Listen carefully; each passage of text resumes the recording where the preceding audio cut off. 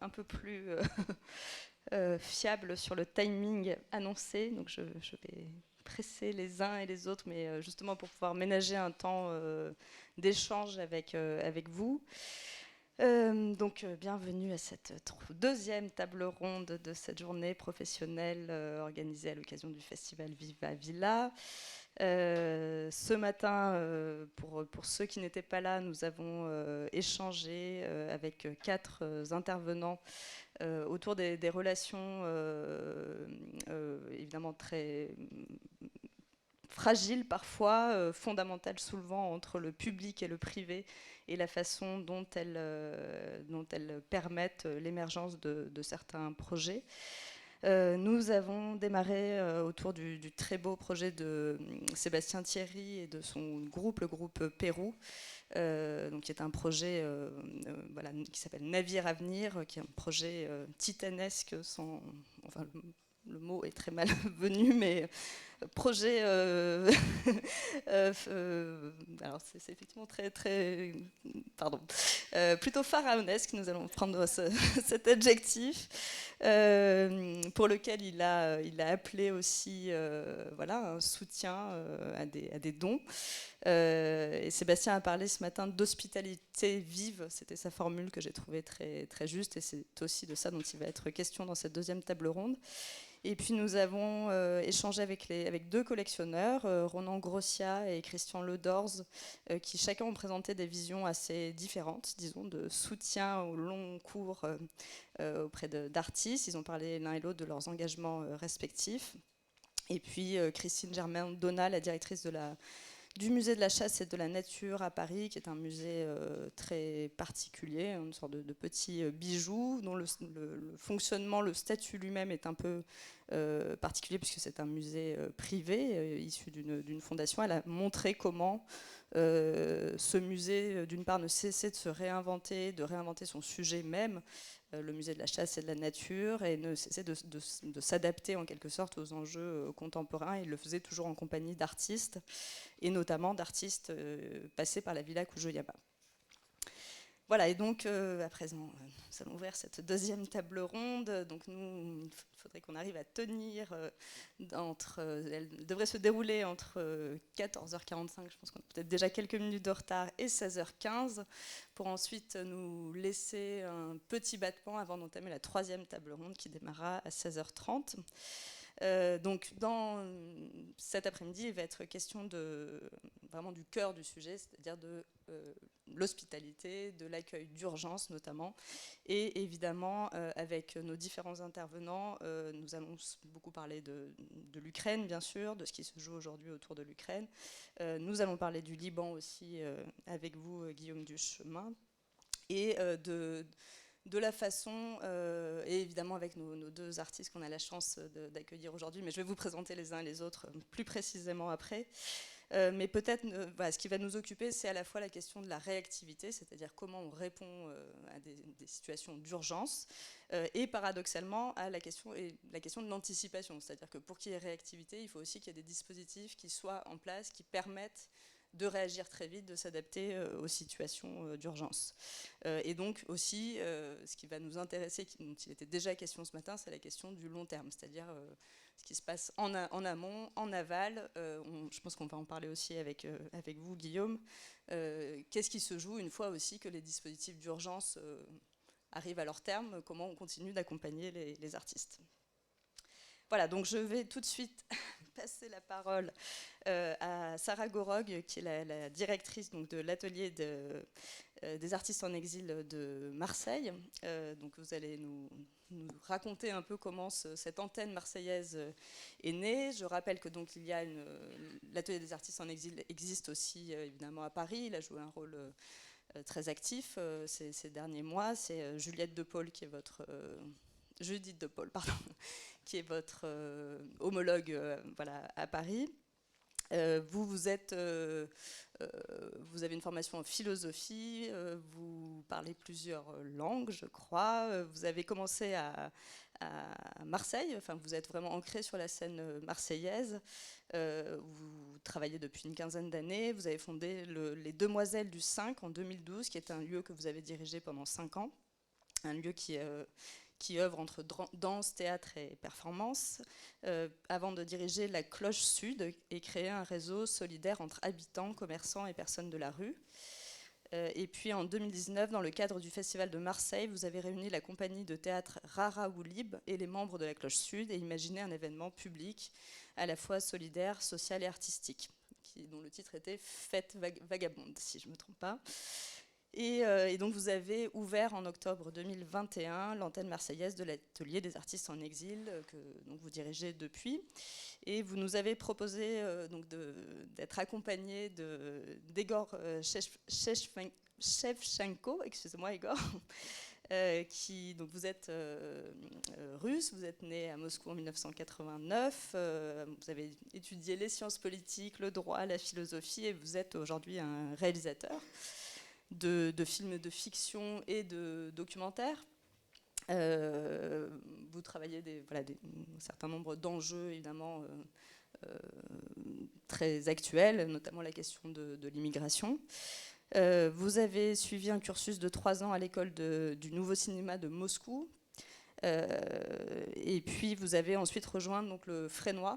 Vous avez fait vos études. Alors du coup, j'ai plus exactement les dates en tête. Je ne sais plus à quel moment vous êtes arrivé au Fresnoy, mais vous allez peut-être nous le dire. Et vous avez travaillé notamment en compagnonnage, disons, avec le cinéaste Béla Tarr. Et également pour la partie peut-être plus plastique de votre travail, pour la partie installation avec le groupe Art Orienté Objet. Voilà, et votre court-métrage qui s'appelle Salarié oriental a été montré dans plusieurs grands festivals de films. Donc je vais vous passer la parole à tous les deux. Voilà, peut-être Sarah pour d'abord présenter un peu l'atelier d'artistes en exil et puis ensuite nous faire part de votre collaboration à tous les deux. Merci. Bonjour à tous. Merci pour l'invitation. Merci à la région de nous faire venir ici aujourd'hui. On est ravis. Donc on est l'atelier des artistes en exil. Donc en fait, on accompagne des artistes en situation d'exil, c'est-à-dire des personnes qui sont en danger dans leur pays et qui ne peuvent pas y retourner, que ce soit pour des raisons de guerre, d'orientation sexuelle, liées au genre, des problèmes familiaux. J'ai envie de dire, peu importe, à partir du moment où la personne est en danger et que cette personne se considère en tant qu'artiste, on l'accompagne. Comment ça se passe? D'abord, le projet est né sous l'initiative de Judith De Paul et Ariel Sipel en 2017 à Paris, un peu suite à la guerre en Syrie 2016. Eux, ils avaient un théâtre à l'époque et ils se battaient pour déclarer des artistes syriens. Et le théâtre a fait faillite et ils ont eu cette idée qui répond à un réel besoin, qui est donc d'accompagner ces artistes en situation d'exil, principalement pour qu'ils continuent à pratiquer leur art. Donc, dans un premier temps, on les accueille, on leur demande quels sont leurs besoins. C'est un accompagnement global, c'est-à-dire que si la personne elle a besoin d'aide au niveau juridique, on l'accompagne aussi juridiquement. Je travaille main dans la main avec Nicolas Stolypine, qui est ancien juriste et spécialisé des droits des étrangers. Et donc, on identifie leurs besoins et ensuite on les accompagne. C'est-à-dire qu'on met en place des biographies, un portfolio. On leur donne les codes, en fait, pour pouvoir avoir accès à l'intermittence, dans l'idéal, mais surtout pour qu'ils puissent avoir les mêmes options que n'importe quel artiste qui arrive. Pour la plupart, ils sont redirigés pour ceux qui ont de la chance, dans des chantiers d'insertion professionnelle.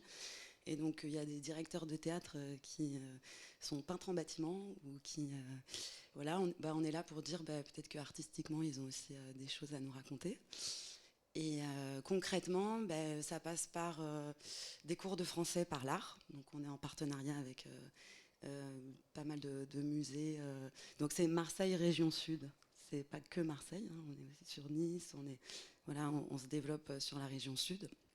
Donc il y a des cours de français par l'art, il y a, donc ça c'est pris en charge par la ville de Marseille, on a des profs de français et l'idée c'est vraiment une pédagogie pour qu'ils puissent apprendre...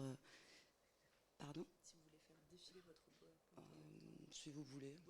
Ouais, ça vous dérange pas. D'abord, on les écoute, en fait. On partage un moment et très vite, on sent une urgence artistique. Et de cette urgence-là, après, on crée des liens avec les professionnels. On a notre festival une fois par an, mais l'idée, c'est qu'ils soient directement embauchés par les structures. On sert aussi de tampon administratif quand il y a besoin. Et on déclare les artistes, qu'ils aient des papiers ou pas. C'est un vrai choix. Et c'est très important pour nous. Donc on suit des plasticiens, des musiciens, des danseurs. La limite de notre accompagnement, c'est l'artisanat.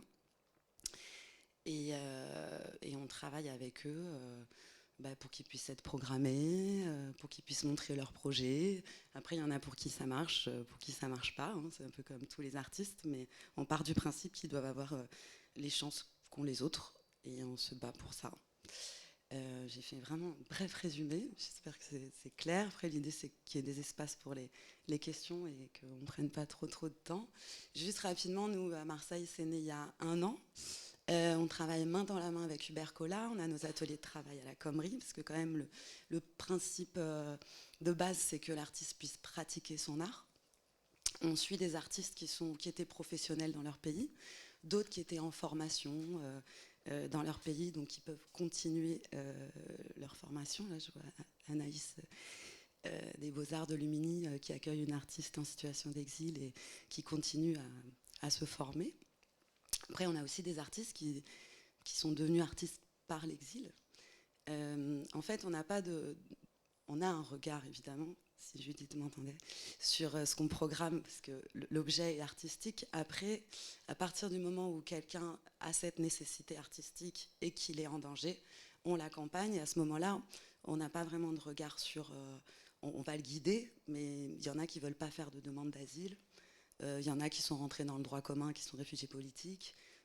L'idée, c'est que ça soit vraiment du sur-mesure. Et le défi, même si ça a grandi très vite, aujourd'hui, on suit 55 artistes sur Marseille et la région sud, c'est de garder, j'ai bien aimé aussi le terme d'hospitalité vive, mais de garder ce sur-mesure et avant tout de rencontrer d'abord une personne.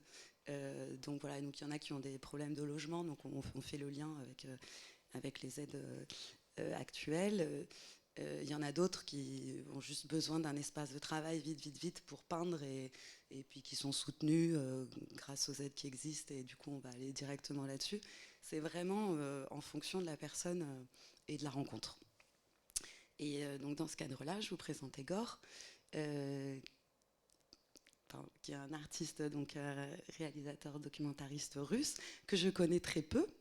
Parce que donc c'est né à Paris en 2017, on a lancé l'antenne à Marseille donc l'année dernière, et l'idée c'est aussi ces antennes-là, c'est pas juste de développer parce que ça marche, mais c'est surtout travailler sur la mobilité des artistes, parce que pour la plupart déjà ils peuvent pas rentrer chez eux, et du coup c'est important aussi qu'il y ait des liens. Donc par exemple à Marseille on n'a pas encore de groupe formé.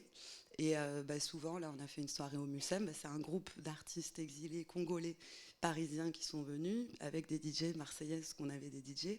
Et en fait, on se rend compte que la communauté se crée comme ça. Et du coup, il y a aussi des artistes marseillais qui sont programmés à Paris. Il y a, il faut que ça bouge. Et donc, Egor, lui, il habite à Avignon. On s'est rencontrés à Marseille il y a 1 mois. Donc, l'idée, c'est on va continuer à se rencontrer. J'espère que l'atelier va pouvoir continuer à t'aider. Et ça grandit très vite parce que ça répond à un réel besoin et que ces artistes, ils ont énormément de choses à raconter. Et c'est très très beau ce qu'ils font. Et c'est très fort aussi de par leur vécu. Et donc du coup là, on va lancer l'antenne de Lyon aussi. Très prochainement. Et Igor, je te laisse te présenter. Merci. Merci Sarah. Donc bonjour à tous, je m'appelle Egor, je suis un réalisateur. Je suis né en Russie et j'habite en France depuis 2016, je pense. Je suis désolé, j'ai préparé un texte court parce que le français, c'est pas mon langue maternelle ni mon deuxième langue. Donc,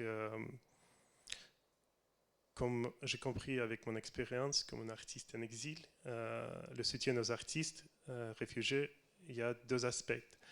En fait, c'est le soutien juridique et le soutien psychologique.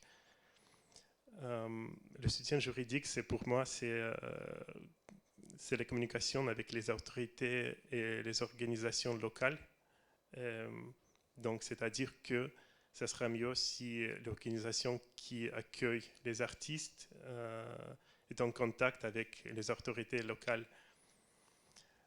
Par exemple, l'artiste en exil a besoin que ses droits soient fixés. Il a besoin d'avoir un statut légal. En exil, en étant réfugié, il y a toujours la peur d'extradition. Parce que pourtant, dans la plupart des cas, on devient réfugié pour une raison politique. Et plus particulièrement, c'est quand on fait de l'art qui est contre le régime politique de leur pays. Dans l'exemple de mon film, j'aurais pu avoir 5 ans en prison dans mon pays ou le régime politique actuel. Parce que le film parle à propos de la guerre librement, sans censure.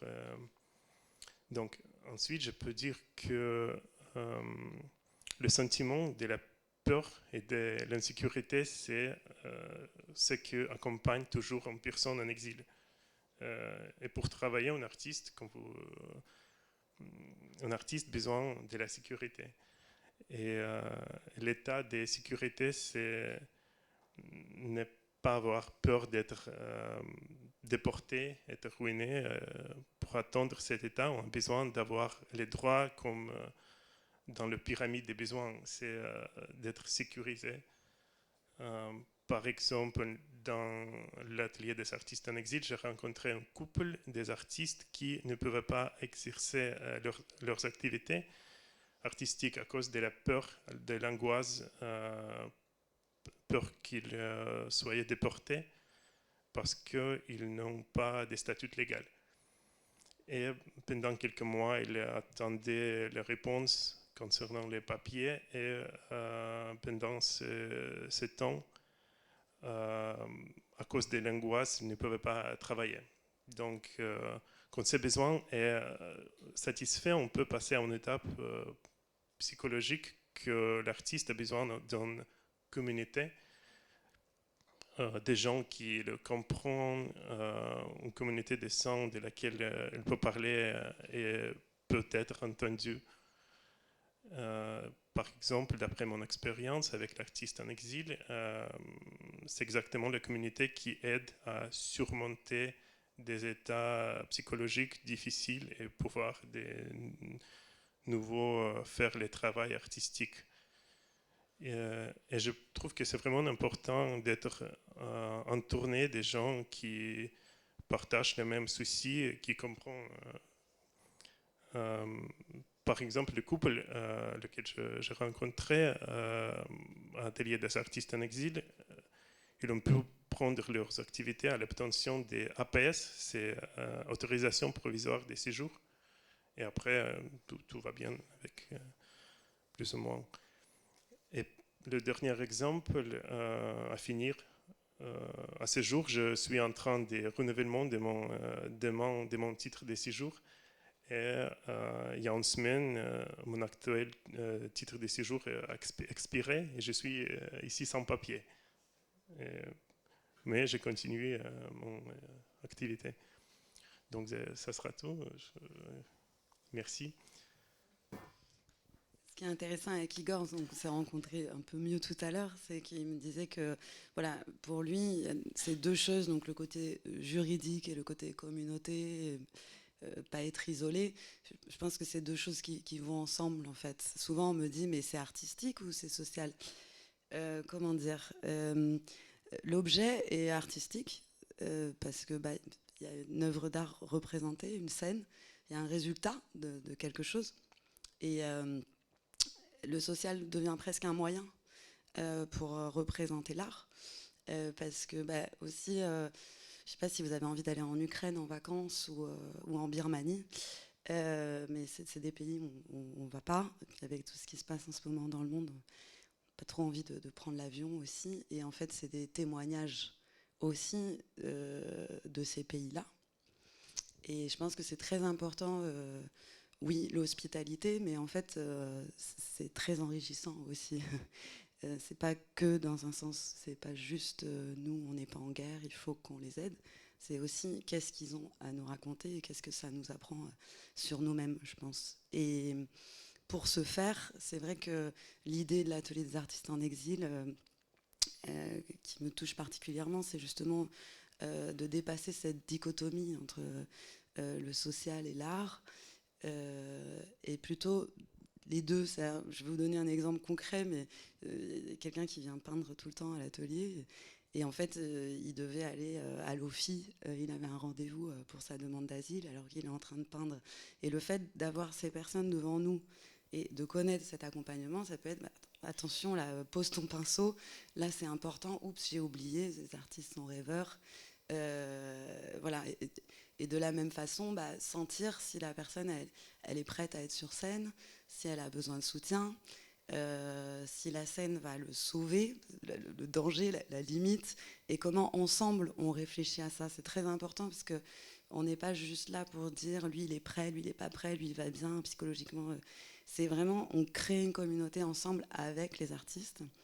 Et là, par exemple, donc on est en festival Vision d'Exil. Le thème, c'est Stop Wars. On va faire les portes ouvertes de l'atelier, donc à la Commerie, au couvent de Montevideo. Et je me fais pas mal aider par des amis, Camille Cousin, ici présente, qui est commissaire d'exposition, ou sur des... Moi, je suis plus sur la danse-théâtre, j'ai moins de billes. Et en fait, je me suis rendu compte que les artistes eux-mêmes... il y en avait plein qui étaient directeurs de théâtre, qui savaient manager, qui savaient... Et comment, ensemble, on crée cette communauté ouverte, parce que l'idée, c'est quand même faire le lien avec les professionnels, donc pas qu'il y ait que des artistes en situation d'exil, mais que ça soit mélangé. Et comment, même, on crée aussi une atmosphère de confiance, parce que on sait que la personne elle est logée, qu'elle est là, c'est pas juste il est en résidence, regardez ce qu'il exprime, il souffre, non, c'est un vrai accompagnement. Et là je vous rejoins juste sur le thème de départ qui est quand même sur le long terme. Faut savoir que ces artistes ils ont statistiquement plus de chances d'être encore là à Marseille ou à Avignon dans 30 ans, plus que nous, parce qu'ils peuvent pas rentrer chez eux. C'est compliqué même pour sortir de France, d'Europe, ils n'ont pas le droit, pour à peu près 80% d'entre eux. Donc en fait, ils sont aussi représentants de l'art français aujourd'hui. Et je trouve que c'est pas rien. Voilà, donc l'idée c'est qu'ils puissent tous pratiquer, qu'ils retrouvent cette communauté, qu'il y ait une aide juridique grâce à mon collègue aussi Nicolas Stolipine. Et puis derrière, ça marche pas. Y en a qui ont connu l'atelier 1 an et puis qui ont décidé de travailler parce qu'ils ont une famille et qui ont abandonné l'art. D'autres pour qui ça a boosté. On n'est pas là pour émettre des jugements, mais juste pour leur donner l'opportunité de continuer à pratiquer. Voilà. Et pour ça, on a vraiment besoin des structures autour de nous et des structures marseillaises et sur la région. Et là, par exemple, nos prochaines dates, c'est au 8 Pillards, dans le cadre du festival Accord. Et on présente le travail d'Evora Lira, qui est une artiste de la mode, qui fait son premier défilé en France, et de Breno Angelo, qui est sa première chorégraphie, qui est danseur. Et donc, en fait, on utilise les structures pour faire connaître les artistes, pour ceux qui ont envie. On va à leur rythme. Et aussi, on n'est pas assistante sociale, je ne suis pas psy, je suis pas... Donc c'est à quel endroit je vais sentir que je ne suis plus à mon endroit et que je vais basculer vers les professionnels. Et je pense que ça, c'est très important aussi. On n'a pas toutes les billes pour aider. Mal aider, ça peut être très facile, même avec les bonnes intentions. Je parle d'expérience. Et du coup, c'est vraiment... le soutien des structures partenaires, des structures culturelles qui vont permettre d'accompagner ces artistes et de sortir justement un peu de cette dichotomie socialo-artistique, parce qu'en fait, on est un tout. Et je pense que c'est très très important pour l'atelier, ça, et c'est ce qui permet de faire un accompagnement vraiment sur le long terme. Là, l'atelier donc, est né il y a 5 ans à Paris. On suit en France 450 artistes de tous les pays. On parlait de réactivité tout à l'heure, donc l'atelier a été nommé coordinateur national des artistes birmans, afghans et récemment ukrainiens. Donc il y a eu des choses qui ont été mises en place dans l'urgence pour que les artistes puissent connaître l'atelier. Et là maintenant, avant on allait un peu chercher les artistes, on se disait mais lui c'est un artiste en exil, est-ce qu'on va l'accompagner? Et en fait là c'est les artistes par bouche à oreille, par les structures etc. Qui viennent à nous, et on sert de tremplin pour qu'ils puissent avoir eux-mêmes les codes. Et donc sur ces 450 artistes, il y en a déjà une vingtaine qui sont intermittents du spectacle. Donc ça montre que en fait, avec cet espace d'accueil, avec ce lien-là, pardon, et leur donner les moyens d'expression, il y a de vrais résultats. Et c'est super, j'adore mon métier. Voilà, merci. Merci beaucoup à vous deux.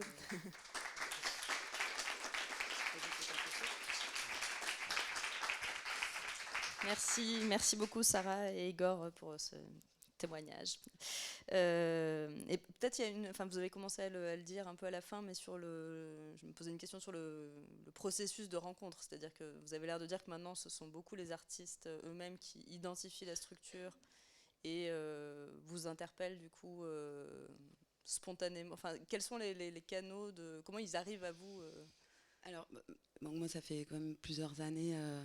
Décennies, non pas encore, que je suis à Marseille.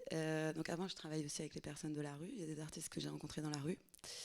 Et sinon, c'est les artistes beaucoup entre eux.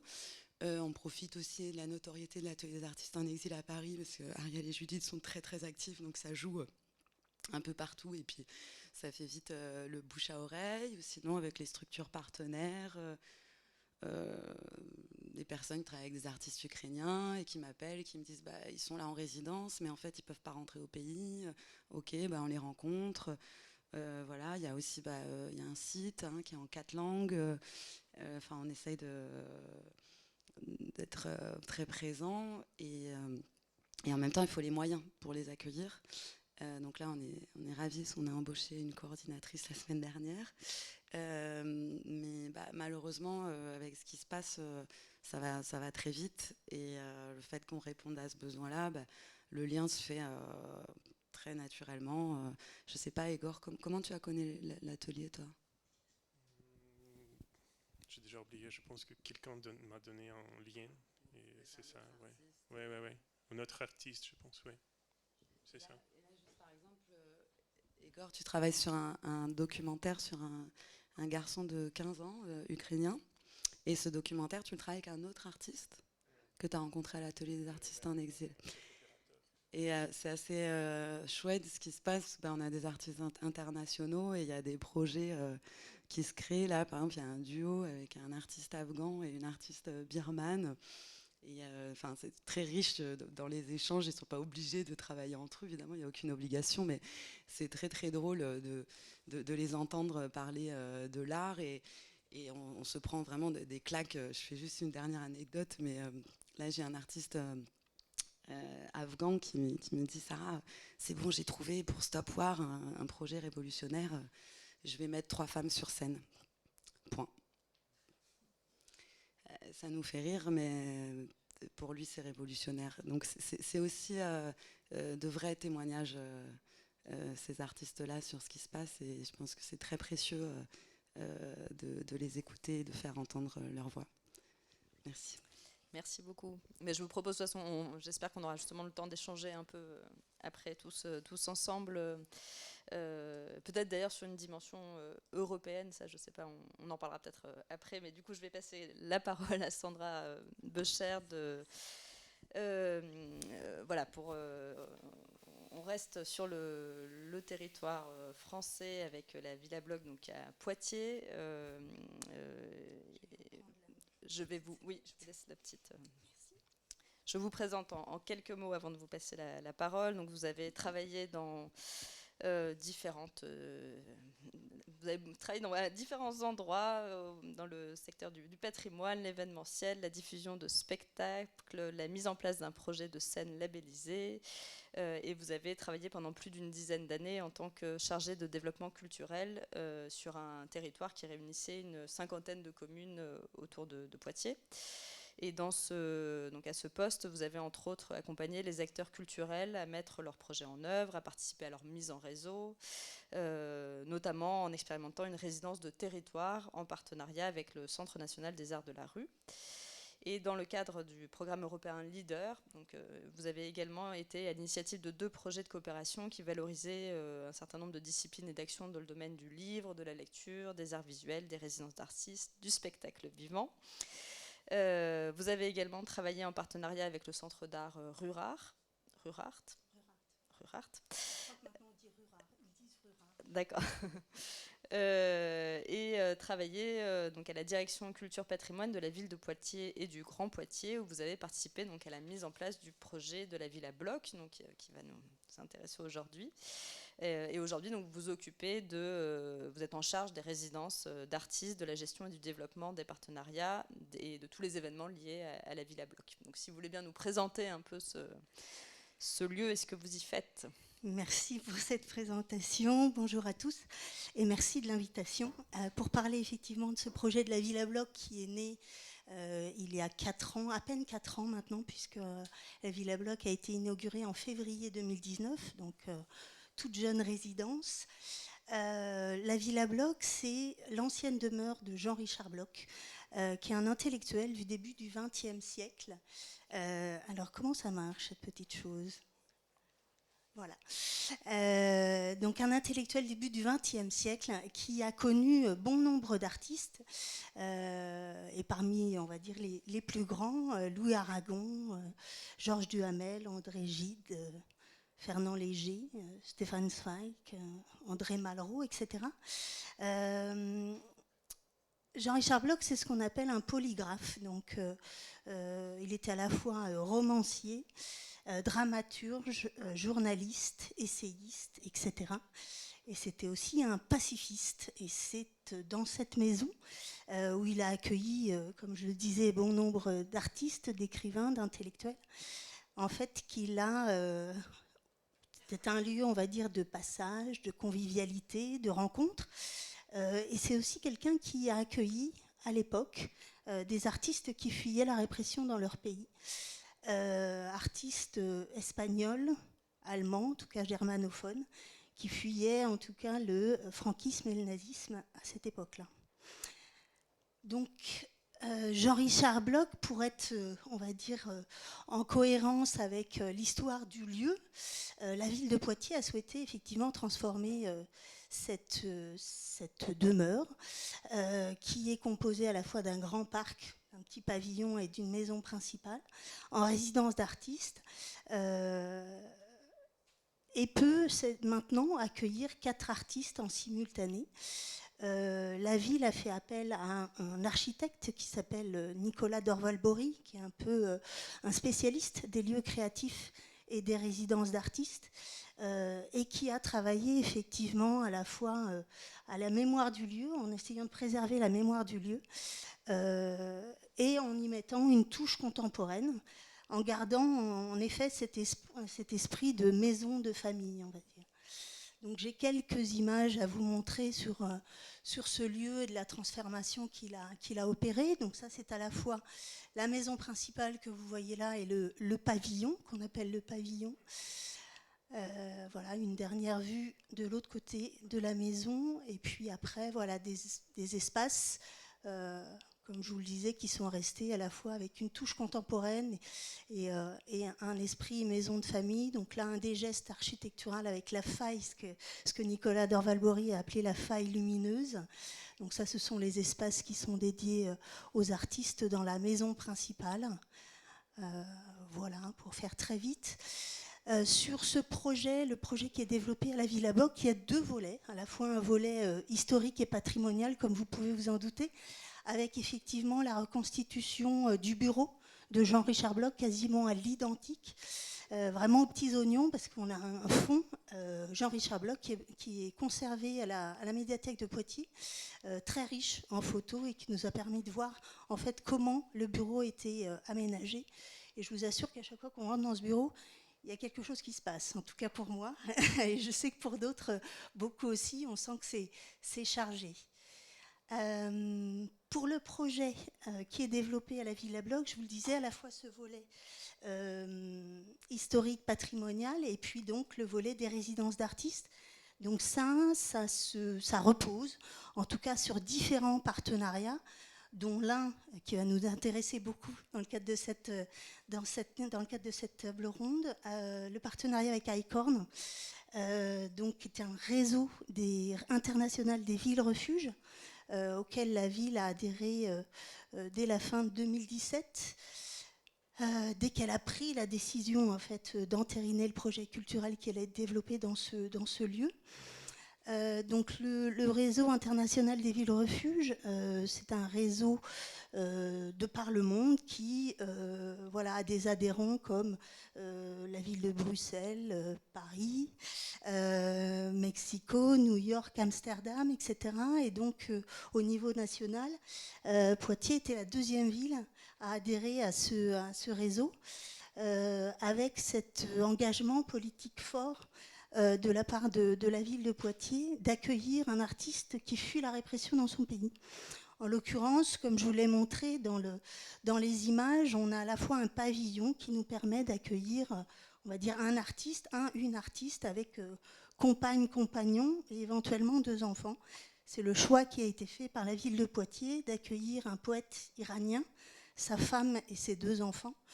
Donc, dans le cadre de ce réseau ICORN, afin qu'ils puissent continuer à créer en toute liberté, puisqu'effectivement, c'est un peu aussi en hommage à Jean-Richard Bloch de mettre en place dans ce lieu de résidence des actions dédiées à la création artistique et à la défense de la liberté d'expression.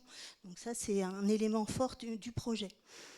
On y reviendra peut-être voilà, de par des questions. Donc effectivement, ce poète iranien, il y a tout l'aspect, comme le disait Sarah aussi, sur le long terme, c'est-à-dire il y a l'accueil en résidence. Et puis après, il y a ce que j'appelle moi l'aspect post-résidence, c'est-à-dire voilà, ce qu'ils deviennent par la suite et comment ils s'intègrent aussi dans notre société. Donc ça, c'est pas une mince affaire. C'est aussi plein d'obstacles et de difficultés. Et puis, effectivement, comme le disait Sarah, on n'est pas des assistantes sociales, voilà. Mais il faut aussi veiller justement à ce qu'il y ait cet aspect d'accompagnement social, psychologique, administratif, très important également. Voilà, je sais que Mohammad Bam, puisque c'est le nom de ce poète iranien qui est accueilli à la Villa Bloch avec sa femme et ses 2 enfants, ont le statut de réfugié maintenant. On a pu effectivement avec eux, au bout d'un moment, parce qu'il faut dire aussi que les artistes qui arrivent, enfin en tout cas chez nous, dans cette situation-là, mettre du temps aussi à recommencer à travailler, à écrire, etc. Ça a été le cas pour Mohammad Bam. Il a fallu un petit temps, environ un peu plus d'1 an. Donc voilà. Ensuite, il y a tout l'accompagnement artistique qui a été fait, c'est-à-dire de voir ce qu'il avait produit, ce qu'il avait pu produire, donc des poèmes en ce qui le concerne, et puis ensuite veiller à trouver voilà, un traducteur, une traductrice. Donc ça, on a eu la chance de la trouver. Et ensuite de voir si ces poèmes pouvaient être publiés.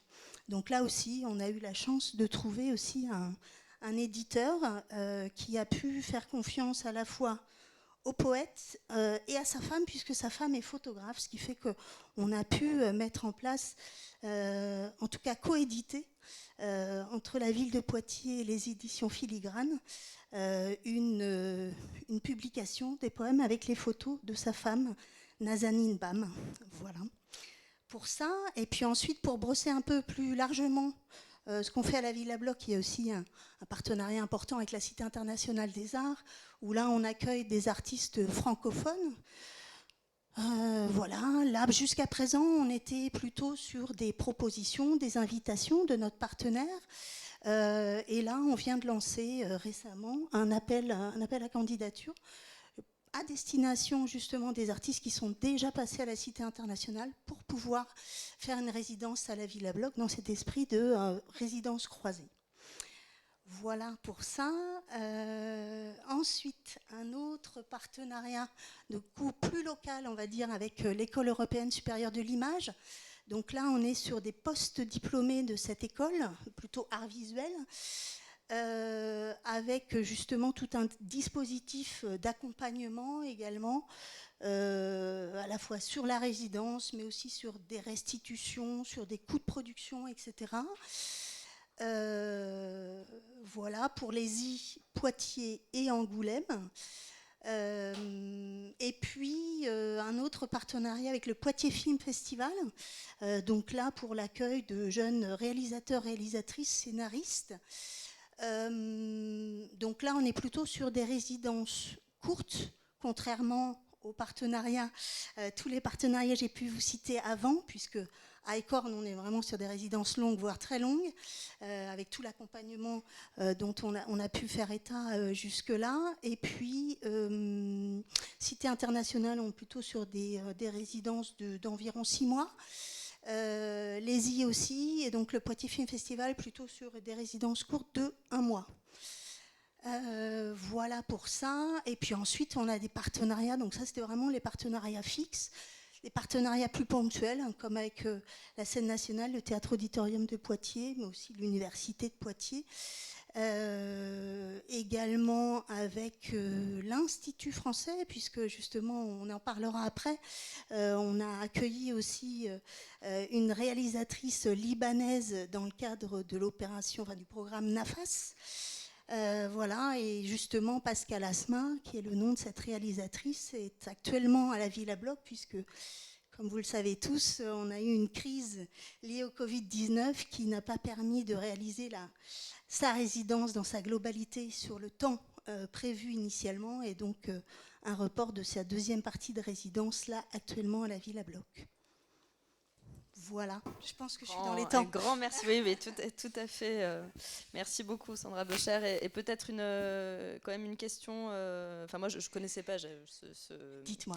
le réseau Acorn. Je l'ai découvert avec vous. Voilà, donc je m'interrogeais un peu sur les obligations que cela crée pour les villes qui en faisaient partie. Pour les membres, en fait, alors ce que je peux spécifier effectivement. Je disais que Paris était la première ville adhérente à ce réseau depuis quelques années maintenant, donc c'est aussi notre grande sœur avec qui on a des échanges en tout cas assez réguliers. Et puis donc Poitiers en 2017, et je sais que Strasbourg a signé justement l'agrément avec Acorn là fin octobre. Donc voilà, ça commence à faire 3 villes du réseau. Je sais qu'il y en a d'autres qui sont en lice. Il y a d'autres villes dont on a pu évoquer le nom là dans les discussions qui avaient un intérêt fort. Mais effectivement, il y a aussi tout cet aspect post-résidence qui est à mon sens fondamental dans l'accueil en tout cas de ces artistes qui fuient la répression dans leur pays, puisque comme on le disait, on n'est pas tous préparés, tous compétents sur des domaines en tout cas sur un accompagnement global. Donc ça veut dire effectivement trouver la ressource, impliquer aussi des partenaires susceptibles de nous aider sur ces points-là. Ce réseau, oui, en fait, c'est l'ancien Parlement des écrivains, qui s'est transformé ensuite en réseau international des villes refuges. Donc, effectivement, il commence à être connu sur le territoire national, mais peut-être pas encore assez. Et une toute dernière question, et après je vous passe la parole, mais puisque justement on a cette transition toute faite avec cette artiste libanaise que vous avez accueillie, mais lorsque vous dites que vous, dans le cadre de ce partenariat, enfin dans le cadre du réseau ICORN, quand vous dites que vous accueillez ces artistes ou ce poète iranien par exemple sur un temps long, c'est quoi? On parle de plusieurs années ou c'est Oui, en général, sans ouais, limite on est, alors sans limite si, il va falloir qu'il y ait une fin, mais effectivement, nous on veut pas qu'il y ait une fin sans qu'il y ait qu'on une ait résolution, enfin qu'on ait une vision de ce qu'ils vont devenir par la suite. Donc effectivement, l'idée c'est pas de les accueillir pendant 2 ans et ensuite de les laisser comme ça. Donc c'est vraiment de préparer les conditions optimales à un moment donné. Ça ne veut pas dire qu'elles le seront, mais en tout cas à ce moment-là elles le sont, pour pouvoir préparer la suite de leur vie sur notre territoire en fait. Après, effectivement, on essaie de leur donner l'ensemble des éléments, des billes qui peuvent leur être utiles pour la suite de leur travail artistique ou tout simplement de leur vie voilà, sur la ville de Poitiers là en l'occurrence, puisque effectivement Mohamed Bam pour le moment souhaite en tout cas rester sur la ville de Poitiers, aussi pour des questions liées aux enfants, de stabilité. Ils sont dans un endroit où ils se sentent à peu près en sécurité. Voilà, je rejoins aussi les interrogations. Je sais que ça c'est quelque chose qui a été très présent dans les échanges qu'on a pu avoir avec Mohamed. La question de la sécurité, ça c'est toujours pas réglé, même si voilà, à Poitiers, tout va bien, mais c'est vrai que lui, en tant qu'Iranien, il sait qu'il y a en tout cas des choses, des malversations qui se passent depuis l'Iran vers les réseaux voilà, de par le monde. Et c'est vrai que c'est quelque chose qui l'inquiète au quotidien, de savoir si sa famille, si lui-même et sa famille sont en sécurité toujours. Donc ça, c'est quelque chose, c'est le bagage qu'ils emmènent. Ouais. Tout à fait. Merci beaucoup Sandra Bocher pour cette intervention.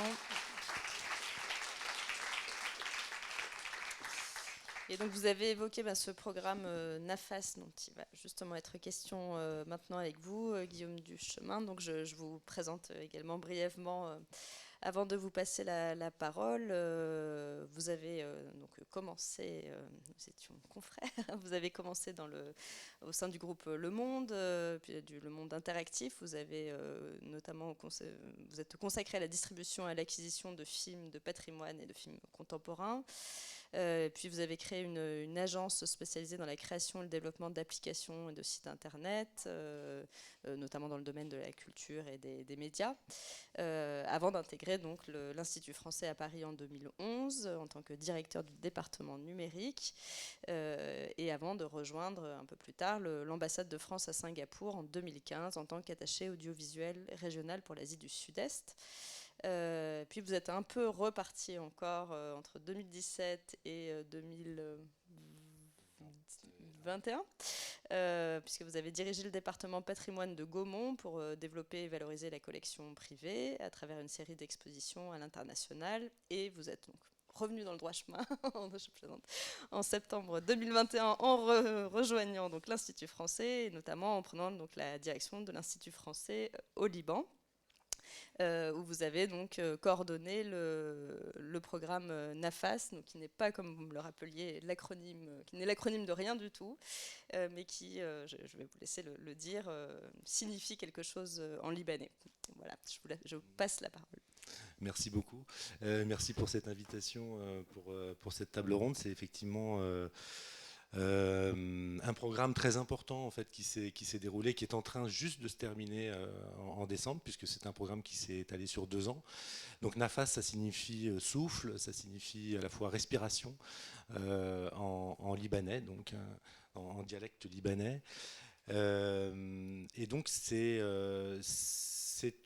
c'est un programme en fait qui simplement, je voudrais juste, je ne sais pas si tout le monde est au fait de la situation et de l'enchaînement dramatique au Liban depuis plus de 5 ans.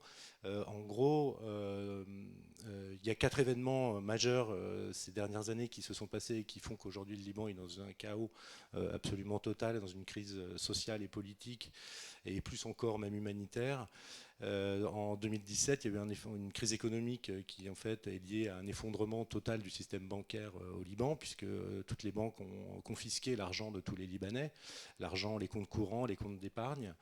Et aujourd'hui, jusqu'à aujourd'hui, les Libanais sont rationnés en cash aux distributeurs. Toutes les semaines, ils ont droit à sortir une partie de monnaie. Et sans trop rentrer dans les détails techniques, c'est soit de la livre libanaise, soit du fresh money, donc du dollar. Donc c'est une économie qui est complètement sclérosée, bloquée et qui donne aucun avenir à personne, avec ce sentiment de confiscation en plus de son propre argent. Parenthèse, vous avez certainement entendu parler dans les journaux de braquage. Je mets des guillemets parce qu'en fait, ce sont simplement des gens qui sont rentrés dans les banques avec une arme pour demander leur argent. Donc ce qui est quand même une situation absolument folle.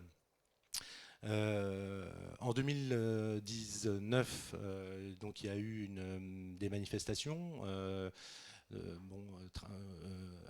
intitulées Saoura, donc révolution au Liban, des manifestations qui ont démarré principalement au nord du Liban, dans la ville de Tripoli, mais qui sont ensuite propagées sur l'ensemble du Liban, qui n'a pas donné grand-chose, mais qui a quand même donné un sentiment interconfessionnel, quand même un sentiment j'allais dire de réconciliation, je ne sais pas, mais en tout cas de solidarité au sein du peuple libanais. Évidemment, ensuite, la pandémie a aussi touché le Liban, et évidemment qu'au Liban, dans la situation dans laquelle ils étaient, c'était dur pour tout le monde, c'était dur partout, mais ça l'a été évidemment encore plus sur place. Et ce qui nous amène au programme NAFAS, c'est la goutte d'eau qui a fait donc déborder le vase de ce magnifique pays et de ce peuple incroyable. C'est l'explosion du port le 4 août 2020. Donc juste après, pour aller quand même rentrer dans le vif du sujet et du programme qui a été mis en place, tout de suite après le 4 août, déjà l'équipe de l'Institut français à Beyrouth avait déjà évidemment des liens avec des structures en France, avec évidemment tout un tissu de relations avec les artistes au Liban, et avait déjà engagé, avant même qu'il y ait cette volonté politique directement d'ailleurs, une volonté politique du président de la République, qui est venu 2 fois en 15 jours après l'explosion. On pourra en dire tout ce qu'on veut de la suite et de ce qui s'est passé. En tout cas, il se trouve qu'il y a eu une volonté politique de développer des projets et de financer un certain nombre de dossiers, y compris le sujet culturel. Donc l'équipe de l'Institut français au Liban avait déjà commencé à prendre des contacts avec un certain nombre de partenaires en France, je pense à La Rochelle, Centre Intermonde, pas à la Villa Bloc dans un premier temps, mais avec d'autres, avec la Cité internationale des arts évidemment, etc. Et en fait, le programme NAFAS a pu se mettre en place grâce à des financements du ministère de la Culture et du ministère des Affaires étrangères, qui ont débloqué une enveloppe très rapidement pour un programme ultra ambitieux qui consiste à envoyer 100 artistes libanais en France sur 2 ans. Donc programme d'urgence, réponse assez ambitieuse, même assez colossale, c'est-à-dire que nous les équipes n'ont pas été renforcées. Heureusement, l'Institut français à Paris, Chloé est là, qui dirige le département des résidences, et ses équipes nous ont soutenus dans toute l'ingénierie pour mettre en place ce programme, notamment avec toute la connaissance et l'expérience qu'ils ont de ces rapports avec les différentes structures en France, et en l'occurrence la Villa Bloc, je pense aussi Fondation Camargo, etc. Je crois que j'ai vu quelqu'un tout à l'heure de Camargo. Ah voilà, exactement. Voilà, qui était d'ailleurs le lieu le plus demandé parmi tous les candidats. Alors, je vais passer justement. Est-ce que c'est ça? C'est ça. Ah ben non, là il y a 2 slides d'un coup là. Ok. Bon, je sais pas. Bon, on va dire que là, je suis sur la slide de gauche. Donc, il y a eu plus de 200 candidatures. Donc, il y a eu 101 résidences qui ont été organisées dans 60 structures, sur 20 disciplines. Voilà, donc je crois que tout le monde est dans ce monde professionnel, sait très bien ce que c'est que d'organiser des résidences, ce que c'est que d'organiser la venue d'artistes. C'est colossal en fait comme organisation, comme mise en place, comme suivi, puisque plus encore dans ces sujets de résidence qu'on est en train d'évoquer aujourd'hui, on parle de la Birmanie, on parle de l'Ukraine, on parle de l'Afghanistan, le Liban pour d'autres raisons, voilà, a suscité ce besoin de prendre une respiration. Donc d'aller chercher du souffle à l'étranger. Et en fait, la dimension psychologique, je disais, on n'est pas des assistantes sociales, on n'est pas tout ça. En fait, la dimension psychologique est énorme. Alors, elle est dans ces situations-là. Et pour nous, pour voir partir des gens, et pour les structures d'accueil, de prendre en compte cet élément qui est essentiel, puisqu'en fait, ce sont des gens qui ont vécu un traumatisme qui est d'ailleurs très radicalement différent d'une personne à l'autre. Certains ont peur du silence, d'autres enfin, voilà, il y a des gens des artistes qui ont des témoignages, voilà. Et pour vous donner aussi un autre élément de contexte par rapport à ça et par rapport à pas que le monde artistique, il se trouve que depuis que je suis arrivé là-bas, il n'y a pas un dîner, un déjeuner, un café, un petit déjeuner, une rencontre avec qui que ce soit sans qu'à un moment donné le sujet de l'explosion ne soit pas forcément frontalement, il l'est parfois, chacun raconte mais il est tout le temps évoqué, tout le temps, par n'importe quel biais. Et un autre élément que je trouve frappant aussi, parce que c'est aussi lié à la communauté NAFAS, des Nafassiens et des Nafassiennes, comme on les appelle maintenant aujourd'hui, puisqu'on a ces 101 personnes qu'on a accompagnées, c'est que tout ça, cette explosion, elle a aussi, je parlais de sujets interconfessionnels pour le sujet de la révolution. L'explosion, elle a suscité sur l'instant beaucoup plus de solidarité que de colère.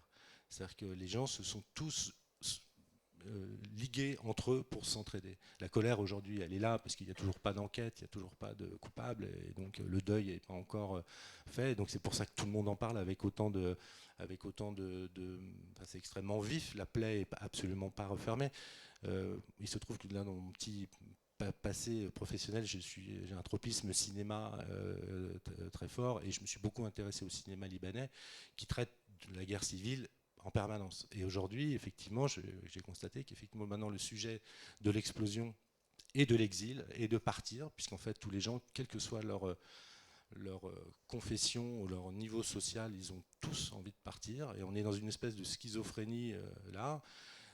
C'est effectivement d'inciter, de proposer des solutions pour partir, et évidemment le gros problème, c'est de s'assurer que ces gens-là vont bien revenir, parce que le pays en a évidemment besoin, mais revenir, sauf que ça veut dire revenir dans des conditions qui doivent rester vivables et décentes.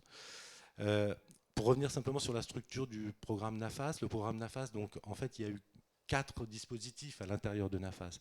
Il y a donc l'Institut français à Paris qui nous a donc beaucoup soutenus sur une série de lieux, effectivement, pour générer toute cette ingénierie qu'il y avait à mettre en place pour toutes ces résidences. Nous, l'Institut français au Liban, on a pu gérer aussi en direct une partie des résidents dans un certain nombre de lieux. Je pense à Groupe Ouest en Bretagne pour le cinéma, la Cité internationale, j'en ai parlé, etc. L'association des centres culturels de rencontre qui ont été d'une aide absolument précieuse, et vraiment qui ont soutenu tout le programme depuis 2 ans. Et puis pour finir, Hermès Liban, qui est arrivé après, une fois que le programme était déjà engagé depuis 1 an, est venu nous voir de son propre chef. Donc c'est pas une filiale de Hermès France au Liban, c'est bien une personne qui a la licence au Liban sur le Moyen-Orient, qui est venue nous faire un don en nous demandant d'aller aussi soutenir les artisans au Liban. d'aller chercher des artisans justement qui sont hors de Beyrouth, des artisans qui sont justement dans des milieux sociaux beaucoup plus défavorisés. Donc on a fait venir en France 20 artisans. Alors là, on s'est retrouvé à nouveau dans une autre difficulté. On parlait de l'urgence. C'est que, retour sur expérience de ça n'a pas été simple pour nous à le gérer, puisqu'en fait, d'abord, les artisans en question ne parlaient pas forcément anglais ni français, donc se sont retrouvés dans des situations parfois avec des problèmes de communication, se sont retrouvés dans des situations où ils ne sont pas du tout habitués à venir en résidence artistique, c'est-à-dire qui peut être simplement de la recherche, du temps pour soi, de la réécriture, de reprendre un projet ou tout simplement de générer des rencontres sur place pour démarrer des sujets. Ils se sont retrouvés dans une situation où ils nous appelaient en nous disant je suis arrivé, qu'est-ce que je dois faire?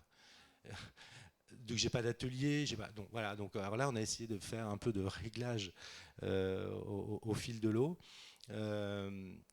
Et simplement pour revenir sur ce sujet de l'urgence, en fait, et vous posiez la question de savoir si est-ce qu'il faut anticiper, est-ce qu'il faut mettre en place des structures ou en tout cas des méthodologies qui permettent de répondre à une guerre dans un pays et notre capacité à les accueillir dans de bonnes conditions. Peut-être que c'est effectivement une solution, et puis à la fois, je dis des choses assez à chaud comme ça. Nous, on s'est quand même rendu compte que le sujet de l'urgence et la volonté politique associée ont brisé toutes les contraintes. C'est-à-dire qu'on a outrepassé ceux qui sont... On est dans des systèmes... on manipule de l'argent public, il y a un système administratif qui est quand même extrêmement lourd, mais en même temps qui permet de tracer l'argent, on est tous d'accord avec ça, et en même temps, évidemment que s'il n'y avait pas eu cette volonté politique et ce caractère d'urgence, on n'aurait pas pu briser toutes ces contraintes, on n'aurait pas pu aller aussi vite pour envoyer 100 artistes en 2 ans dans ces conditions. Et quand je dis une volonté politique, c'est pas que ça aussi, c'est une volonté de tous les lieux qui ont répondu présents là-dessus. Donc à la fois oui, c'est peut-être sur le papier une bonne idée d'imaginer qu'il puisse y avoir un système qui anticipe ce type de situation, et à la fois le fait qu'il y ait de l'urgence, ça peut accélérer les choses aussi. Voilà. Simplement, je voulais quand même vous montrer une petite vidéo, un début de petite vidéo qui a été produite par l'Institut français et qui retrace quelques éléments de... Mon meilleur souvenir de la résidence, c'est peut-être le bruit de la mer le matin à l'aube, les rencontres les après-midi avec d'autres résidents et l'équipe de Camargo. Les Dominicains, c'est un endroit trop inspirant, parce que j'avais beaucoup de temps d'écrire de la musique. Mon expérience, c'était enrichissante. Arriving here was very relaxing and felt very familiar and homey, which is great. Mais il n'y a pas qu'un seul merveilleux moment, c'est impossible. Il y en a tant que je ne pourrais pas, en une phrase, n'en résumer qu'un. Ils furent innombrables.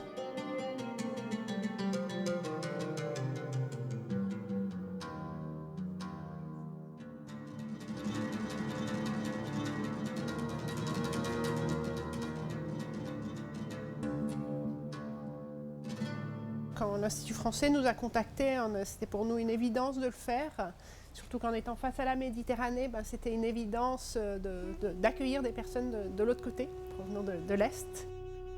Quand le port a explosé le 4 août, on a décidé qu'il fallait agir tout de suite. Et dès le mois de septembre, on a accueilli les premiers résidents libanais. Et pourquoi Nafas cette fois-ci? Parce qu'on voulait donner notre soutien au Liban, qui a été touché par cette explosion au port de Beyrouth, et puis l'histoire d'Akram nous a touchés. Voilà, ce programme Nafas, c'est vraiment une respiration, c'est un endroit qui permet à ces artistes de travailler.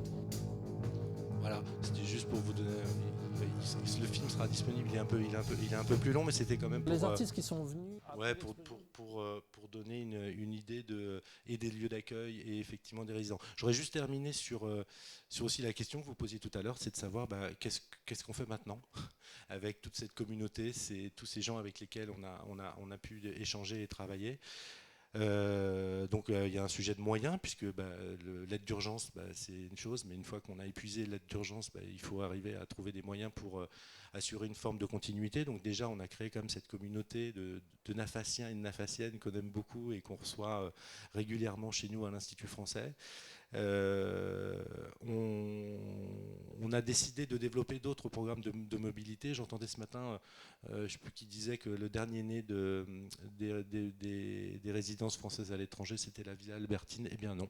Le dernier né des villas françaises à l'étranger, c'est la Villa El Hamar au Liban, qui existe depuis 1 an et qu'en fait on vient de développer, j'avoue un peu aussi sur le modèle d'Albertine, mais pas du tout avec les moyens d'Albertine, sur 3 villes du Liban et financé par du mécénat que l'on cherche ardemment. Donc ça veut dire que là où je veux en venir, c'est que la continuité de ces programmes, c'est non seulement on a créé cette communauté, on essaie maintenant de faire venir aussi des Français et des Françaises et des artistes au Liban dans le cadre de cette résidence. Donc c'est d'arriver à aussi générer des collaborations localement, puisque je parlais du retour, garder aussi ces communautés d'artistes. Et pour ces communautés d'artistes, comme nous en France, les lieux, c'est des lieux de rencontre entre artistes français et étrangers. Au Liban, c'est bien aussi de faire venir des Français qui viennent là, qui viennent s'imprégner d'une autre culture et qui viennent partager. Donc j'ai le sentiment que proposer à des Français de venir au Liban et venir s'immerger dans ce contexte-là, puisque c'est à chaque fois, il doit y avoir un ancrage local, etc., et des rencontres, ça fait partie des actions pour continuer d'accompagner tous ces projets-là. Et puis, on a aussi trouvé, on a la chance au Liban, c'est qu'il y a quand même un foisonnement d'artistes. On parlait ce matin du prix Marcel Duchamp. On a la chance d'avoir des franco-libanais qui, en 2017, ont eu le prix, donc Khalil Jorej et Johanna Jitoma, qui passent leur temps entre la France et le Liban et qui ont monté un programme, une plateforme qui s'appelle Correspondance et qui, en fait, est une plateforme qui consiste à soutenir les jeunes artistes libanais émergents et notamment avec des parrains, des coachs que Johanna et Khalil, puisqu'ils sont déjà des artistes confirmés et ont un réseau, mettent leur réseau à disposition de ces jeunes artistes au Liban. Et donc voilà, ça fait partie de nos missions, c'est que on a décidé de financer avec ce qu'on pouvait le programme Correspondance au Liban pour pouvoir accompagner ces artistes. Voilà. Un grand merci à vous.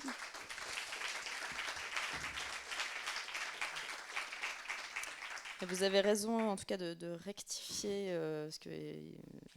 en annonçant notamment la création de cette résidence au Liban. Et c'est vrai que je dois dire que je découvre aussi au fur et à mesure de la journée l'existence de beaucoup de résidences qui sont nées dans le sillage des différents instituts français et peut-être qu'on identifie moins, nous. Voilà, donc j'imagine qu'il y a un désir aussi du côté de l'Institut français de valoriser ce tissu international, de le rendre peut-être plus lisible aussi. Et juste, je voulais rebondir sur une chose que vous avez dite sur la question de l'urgence. Et effectivement, vous avez raison de dire effectivement que parfois l'urgence permet de briser les chaînes nous contraint. Mais c'est vrai, peut-être il y a quand même une nuance à apporter qui est que malheureusement on voit bien que ça a été le cas, et c'est formidable pour le Liban, ça a été le cas pour l'Ukraine aussi. On voit bien qu'il y a aussi d'autres situations dans le monde qui ne génèrent pas le même élan de solidarité et ne génèrent pas non plus, on n'y répond pas avec la même célérité non plus.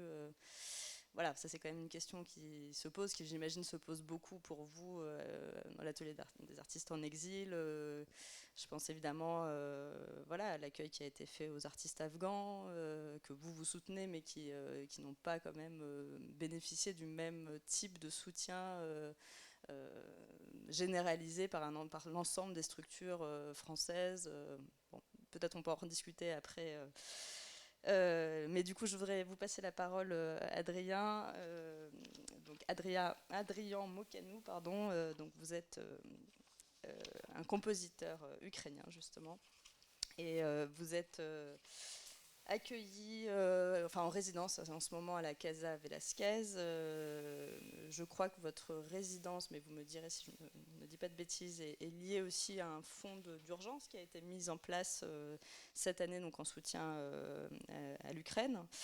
Je retrouve mes petites notes, voilà, pour dire que donc, vous êtes né à Kiev, en 1989, que donc vous avez étudié à l'Académie nationale de musique d'Ukraine, tout en menant des études d'électroacoustique au Centre supérieur d'éducation musicale Katarina Gurska à Madrid. Et vous avez, entre autres, alors vous avez un long CV, du coup je cite quelques, mais vous avez reçu la bourse Gaude Polonia, je ne sais pas si je le prononce bien, du ministère de la Culture et du Patrimoine de Pologne. Donc vous avez suivi du coup pendant un temps des cours à l'Université de musique de Varsovie. Et puis en 2022, vous avez obtenu donc une bourse de l'Académie des Beaux-Arts de Paris pour une résidence à la Casa Velasquez à Madrid. Vous êtes également sur l'année 2021-22 l'un des compositeurs en résidence du projet Postcolonial Recherche de l'ensemble Recherche et du Goethe Institute. Et donc vos œuvres, vos compositions dont on va avoir le plaisir d'écouter quelques extraits après que vous nous ayez dit quelques mots sont jouées, diffusées dans beaucoup de pays européens et dans le monde entier. Voilà, je vous passe la parole. Alors, bonjour mesdames et messieurs. Je suis très honoré d'être ici parmi vous. Et avant tout, je voudrais remercier les organisateurs pour cette invitation. Pendant mon discours, je voudrais parler un peu de ce que je fais comme compositeur en général et parler de l'influence de la guerre en Ukraine sur mon parcours artistique et aussi sur la création en exil. Je vais parler aussi de ma résidence à la Casa de Velázquez à Madrid et des projets que je réalise là-bas. Et aussi, je voudrais partager mes réflexions et quelques exemples de la façon dont l'art peut réfléchir sur les problèmes globaux et aux urgences qui se passent dans le monde. Je vous prie d'avance de m'excuser pour mon français imparfait, un peu. Et si vous avez des questions, peut-être je devrais utiliser quelques mots en anglais. J'espère que ce ne sera pas un problème. Alors, comme pour chaque Ukrainien, ma vie a été séparée en deux parties, avant et après le 24 février, le jour quand l'invasion russe a commencé. En raison de certaines circonstances, j'étais alors dans ma ville natale de Kiev et j'ai passé les 4 premiers mois de la guerre en Ukraine. C'est grâce à la bourse de l'Académie des Beaux-Arts de Paris que j'ai pu quitter l'Ukraine comme artiste pendant la loi martiale et j'ai été accueilli pour le séjour à la Casa de Velázquez. Et pour cette noble geste, je suis infiniment reconnaissant. Si je parle de ma trajectoire artistique de ces dernières années, je pense que d'une certaine manière, j'ai été guidé par une prémonition d'une catastrophe qui approchait lentement et que je sentais dans l'atmosphère après l'annexion russe de la Crimée et la guerre dans le Donbass. Dans plusieurs de mes œuvres, j'explorais quelque chose que j'appelle moi-même la vie saturée, une envie de transmettre par les sons une sensation de contemplation d'un paysage vide dans lequel l'accumulation de monotonie crée une illusion de saturation. Un concept un peu compliqué que j'ai compris ce printemps quand j'observais le paysage dévasté de la périphérie bombardée de ma ville. Alors, comment était la situation pour moi en tant qu'artiste avant et après avoir quitté l'Ukraine? Bien sûr, écrire de la musique après l'invasion est devenu quelque chose de très difficile. C'était pratiquement impossible à cause des raids aériens et des sirènes tous les jours. La loi martiale a été annoncée et les frontières ont été fermées pour tous les hommes en âge de servir. Donc partir à l'étranger n'était pas une option pour moi. Je passais 3 semaines comme dans un mauvais rêve. Et je finis par percevoir les sirènes comme de la musique et analyser leurs intonations. Et finalement, je suis parti dans une région occidentale en Ukraine où le danger n'était pas si grave. Heureusement, la réponse des solidarités d'institutions musicales en Europe a été très, très forte. Elles ont exprimé leur désir d'aider les compositeurs ukrainiens. Et j'ai reçu quelques commandes pour écrire des œuvres et j'essayais d'aborder le thème de la guerre par le son. Mais le principal problème était le même. Lorsque vous êtes physiquement là, il est très difficile de se concentrer. Et je ne parle pas seulement de la sécurité physique, qui est bien sûr qui est important, mais aussi du confort psychologique. En ce sens, m'offrir une résidence artistique à la Casa de Velázquez était la meilleure chose qui pouvait m'arriver. Après une courte récupération, je peux dire que sa résidence à la Casa de Velázquez a donné des fruits créatifs. Et c'était grâce à la proposition de Fabienne Aguado, directrice des études artistiques de la Casa, de participer à une présentation d'un livre, La cité universitaire de Madrid et la Casa de Velázquez, scènes et traces d'une guerre, écrit par l'historien espagnol Rafael Tranche. Et j'écris une œuvre musicale qui reflète sur le thème de la guerre et qui connecte les images de la guerre civile espagnole du passé et les images de l'invasion de l'Ukraine dans le présent. Et c'est le travail que je voudrais vous présenter aujourd'hui. L'œuvre s'appelle Litanie, lutte et lamentation et est écrite pour électronique fixe. Il est composé de 3 parties, chacune correspond à un chapitre du livre de Rafael Tranche. Et le titre de l'œuvre fait référence à l'héritage musical du compositeur français et organiste Jean Alain, tué au combat pendant la Seconde Guerre mondiale, quand il avait 29 ans. Et cette référence, pour moi, est une manière de rendre hommage à tous les gens ukrainiens qui, après l'invasion, ont décidé de défendre leur pays et ne sont pas revenus. Alors, la première partie, Litanie, évoque la symbolique de la prière et les images de l'Antiquité, de la mémoire et de l'espérance qui représentent les litanies. L'œuvre est basée sur des sons enregistrés qui sont devenus les instruments imaginés dans un environnement de temple éphémère. Alors, la première partie, s'il vous plaît.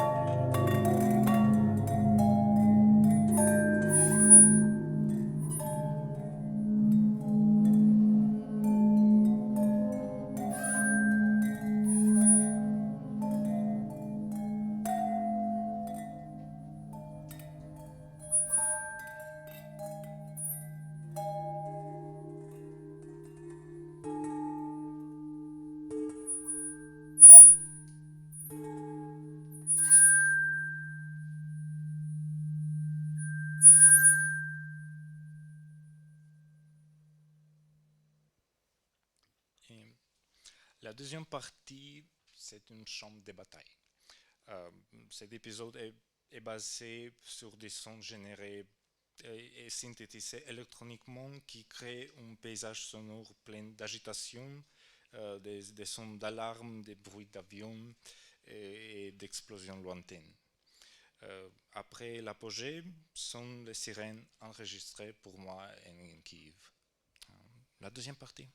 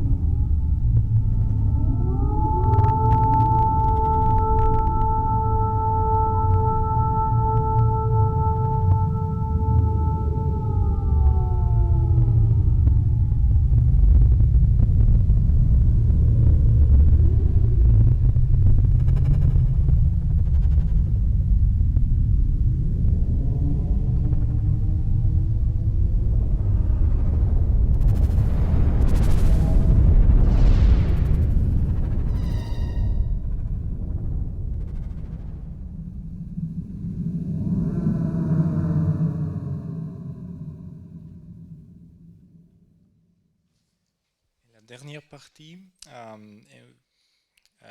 est une réflexion, un écho d'une bataille qui est devenue un cortège funèbre. L'idée des lamentations est réalisée par un chœur de gémissements synthétisés électroniquement. Et sont-ils des cris humains ou sont-ils les chants douloureux d'oiseaux en existant, la réponse, chacun la trouve pour soi. La dernière partie.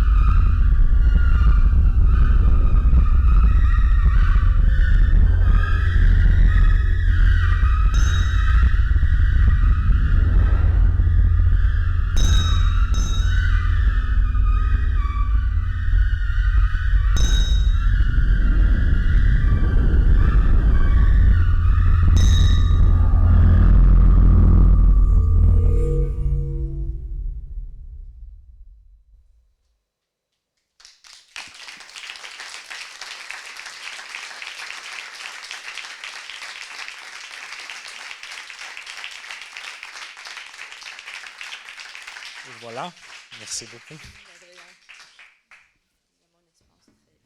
forte. Plus de micro, je crois.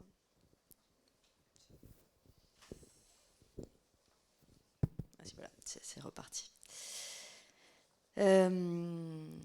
Merci pour ces témoignages.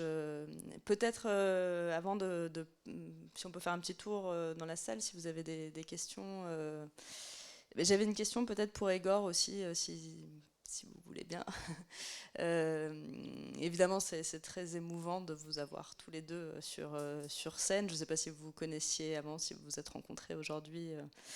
Et vous avez bien dit, Egor, à quel point aussi vous êtes dans une situation qui est complexe. Vous avez parlé, vous avez employé des mots très forts aussi sur le danger que vous encourez aussi en produisant certaines œuvres. Et je me demandais peut-être qu'est-ce que cette année très particulière avait changé, peut-être compliqué aussi davantage encore pour vous dans votre situation. Je ne sais pas si vous avez envie de parler de ça, mais...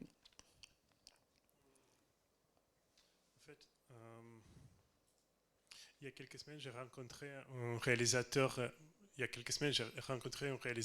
Sergei Loznitsa, ukrainien, qui présentait son film avec festival. C'était quoi, le festival des artistes en exil? C'était à Marseille. Il a montré son film Donbass. On a fait un petit interview avec lui. Ouais. Et il m'a dit qu'en fait, les situations pour les Ukrainiens, c'est horrible, mais en même temps, c'est clair. Il y a l'ennemi et c'est nous. L'ennemi attaque, on protège notre vie et tout ça. Et pour les Russes, je ne sais pas, je suis complètement perdu. Je ne peux pas vraiment parler de quelque chose. C'est juste, il y a beaucoup de choses à réfléchir. Et, je ne sais pas. Ouais. Après, juste de façon globale, on parlait des aides aussi un peu de tous les pays. Et tant mieux quand même qu'il y ait des aides pour les artistes ukrainiens, évidemment. Ce serait super que ce soit pour tous les pays. Mais c'est vrai que la question des Russes est particulièrement problématique parce que donc les Ukrainiens ont droit à une protection temporaire. Et en même temps, ça change un peu tous les jours. Hein, donc c'est la fête pour personne. Mais les Russes, leur pays n'est pas en guerre. Ils n'ont pas le droit à la protection temporaire des Ukrainiens et en même temps, ils ne peuvent pas demander l'asile parce que leur pays n'est pas en guerre officiellement. C'est pour ça qu'on les appelle les Russes dissidents. Donc, oui, évidemment, on ne va pas rentrer dans ces pires pour tel ou tel, parce que comme on l'a dit, et comme vous l'avez dit aussi tout à l'heure en parlant du Liban, chaque accompagnement est bien particulier et chaque personne a des problématiques de toute façon, mais c'est vrai qu'il y a des facilités pour certains, malgré la situation, et moins pour d'autres. Après, je pense que c'est quand même pas mal réveillé, enfin, il y a quand même des actions. Le sujet d'aujourd'hui montre aussi que les structures culturelles s'intéressent à ce qui se passe. Il y a énormément d'initiatives, énormément de choses. Il faut continuer le combat et que l'art continue à être témoin de tout ce qui se passe. Là, moi, j'ai eu la chance de ne pas vivre la guerre, mais ce que j'ai entendu aujourd'hui, ça m'a bien touchée. Donc, c'est aussi toute cette expérience et tout ce combat-là qui fait les belles images des films d'Egor et les beaux sons de l'artiste à ma gauche. Je ne me souviens plus du prénom, je m'en excuse. Adrien Mokenou. Et d'ailleurs, je signale la présence aussi dans l'exposition d'un autre artiste ukrainien, Nidal Shamek, qui a beaucoup participé aussi de cet échange entre la France et l'Ukraine en soutien aux artistes ukrainiens. Il a été quand même un des... Enfin, je ne sais pas ce que vous en pensez, Adrien, mais il a été un des témoins, des passeurs dès le début. Je me souviens de cette assemblée qui avait été organisée, là pour le coup aussi en urgence, au Centre Pompidou, quelques jours à peine après le début de la guerre, le début de l'offensive. Nidal était en visio et voilà, il a beaucoup alerté et sur les réseaux sociaux et en prenant la parole aussi beaucoup dans la presse. Voilà, et donc il y a son installation à l'étage, je crois, si je ne dis pas de bêtises. Au rez-de-chaussée ? Ah bon ? Oui, au rez-de-chaussée, pardon. Est-ce qu'on fait un petit tour de parole ? Je ne sais pas s'il y a un micro dans la salle.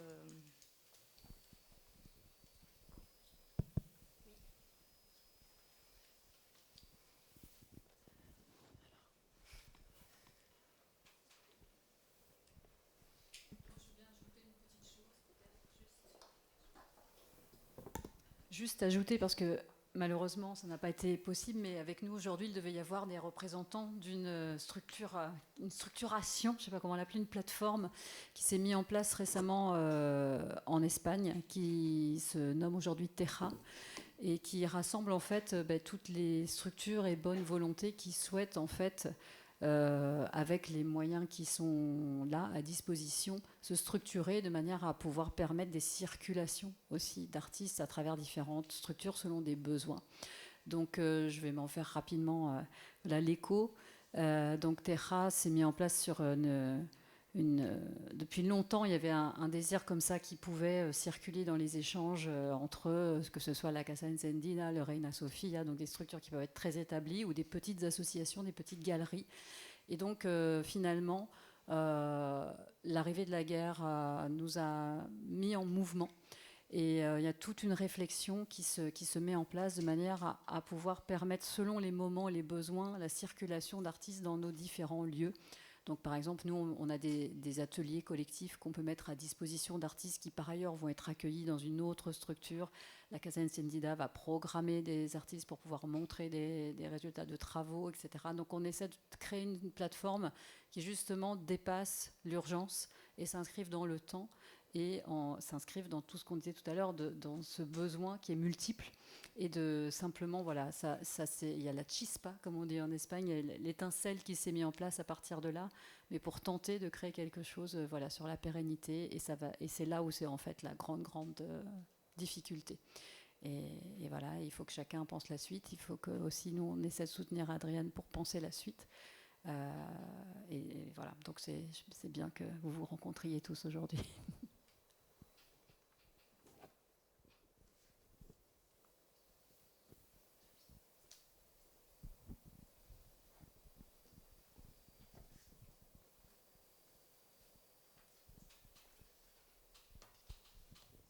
Oui, j'ai une petite question qui relie le projet Atelier en exil et NAFAS. Vous avez dit que vous limitiez l'accompagnement à Atelier en exil, enfin que la limite de l'accompagnement c'était l'artisanat. Et NAFAS, vous avez... Enfin, NAFAS, pardon. pour ce qui est du réseau NAFAS, vous avez dit un peu l'inverse, que ça avait été ouvert à l'artisanat. Et en fait, qu'est-ce que ça veut dire concrètement ? Qu'est-ce que c'est pour vous cette limite et comment elle se caractérise, elle se traite, elle s'accompagne ? Moi, ce que j'ai évoqué, c'est l'arrivée, enfin en tout cas l'intégration plutôt des artisans dans le programme NAFAS n'était pas particulièrement, en tout cas prévu au départ, qu'on a été évidemment ravis de pouvoir le faire, mais nous, on n'était pas tout à fait prêts, parce que c'est pas forcément les mêmes rouages, pas forcément les mêmes réseaux, c'est pas forcément les mêmes lieux, c'est évidemment pas, comme je le disais, les mêmes conditions d'accueil. Et en fait, ça c'est la limite de l'urgence. C'est qu'on s'est rendu compte que il y avait des petits, on est arrivé au bout. Effectivement, il y a eu 20 artisans qui sont quand même venus en France. On s'est tenté de s'améliorer au fil de l'eau. Il se trouve que Hermès Liban redonne du mécénat pour l'année prochaine. Donc maintenant, on a cette expérience-là. On va continuer en fait de travailler avec les artisans libanais en France. Mais on va essayer de faire avec tout le retour d'expérience qu'on a eu, quoi. Mais du coup, je ne sais pas si j'ai bien compris la question. Si, très bien. D'accord. Nous, juste rapidement, c'est un axe qu'on s'est donné. On n'est pas contre l'artisanat et j'invite les personnes à créer l'atelier des artisans en exil et l'atelier des cuistots en exil et l'atelier des... En vrai, c'est vraiment des conversations qu'on a aussi avec Judith De Paul et Ariel Sipel, parce que là c'est l'art, et puis il faut se fixer une limite, si je puis me permettre, et il faut... déjà cet accompagnement-là demande beaucoup de connaissances, et on y arrive avec cette limite-là. Après, on a rencontré il n'y a pas longtemps quelqu'un qui était peut-être intéressé pour monter... l'atelier des artisans en exil, c'est très très bienvenu. C'est un petit peu comme la limite de l'exil. Nos demandes de financement, nos objets, c'est l'exil et c'est des personnes en situation de danger, mais ça serait super que ça soit pour tous les étrangers de France. Mais nos actions sont ciblées à cet endroit-là, mais on invite vraiment tout le monde à créer des actions et à ouvrir à tous les champs possibles du travail. C'est juste notre accompagnement s'arrête là. Après, on a aussi des artistes qui font de l'artisanat, mais du coup, on va plutôt leur indiquer des professionnels aussi dans l'artisanat. Mais nous, on n'a pas ces codes-là, comme on n'est pas assistante sociale. J'ai pas vraiment de code dans l'artisanat, mais on reste ouvert. Voilà.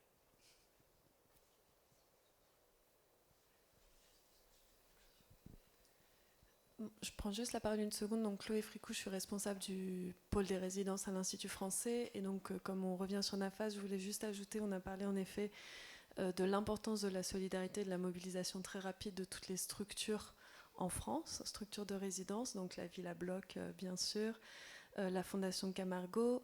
Je voulais aussi signaler le rôle de Voyons Voir, structure du territoire de la région sud, et d'Art en résidence, parce que ce sont deux autres structures que je vois dans la salle et qui ont participé et qui continuent à participer, puisque Voyons Voir est une des dernières structures à accueillir pour la seconde fois.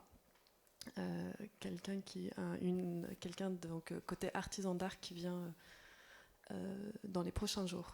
Voilà. Donc c'était juste pour souligner quand même l'importance de tout ce maillage territorial et de toutes les bonnes volontés des structures et des personnes qui les incarnent. Donc, merci.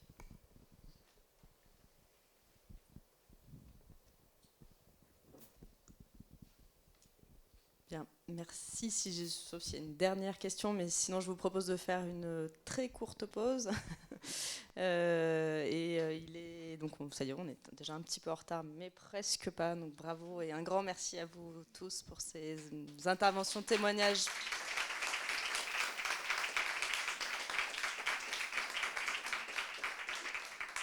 Et merci en particulier à vous, Adrien et Igor. C'était très émouvant, très fort d'écouter vos pièces sonores. Donc on se retrouve dans 10 minutes, 7 minutes.